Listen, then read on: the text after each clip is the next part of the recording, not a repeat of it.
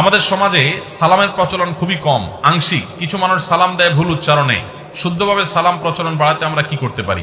শুদ্ধভাবে সালামের উচ্চারণ বাড়ানোর জন্য শুদ্ধ করে সালাম দিতে হবে, আসসালামু আলাইকুম ওয়া রাহমাতুল্লাহ।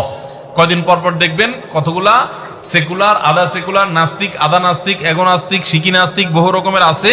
এরা কয়দিন পর পর দেখবেন আপনারা সালাম দিলে, ইনশাআল্লাহ বললে, জাযাকাল্লাহ খায়ের বললে, সুবহানাল্লাহ, মাশাআল্লাহ, আলহামদুলিল্লাহ বললে এদের গায়ে জ্বলে। তো আমি বলি এগুলা বেশি বেশি করে বলবেন। এগুলা যত বেশি করে বলবেন তত বেশি সওয়াব পাবেন, কারণ এদের গায়ে যত আগুন ধরবে আল্লাহ তত খুশি হবেন।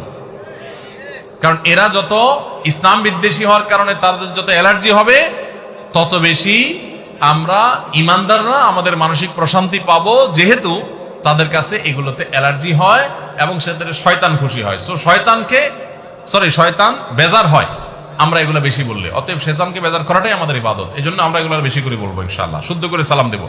সালামের ক্ষেত্রে একটা বিশেষ কথা বলতে চাই। কর্পোরেট দুনিয়াতে সালামের ব্যবহার, সালামের প্রচলনটা খুব কম হয়। খুব দুঃখজনক একটা ব্যাপার।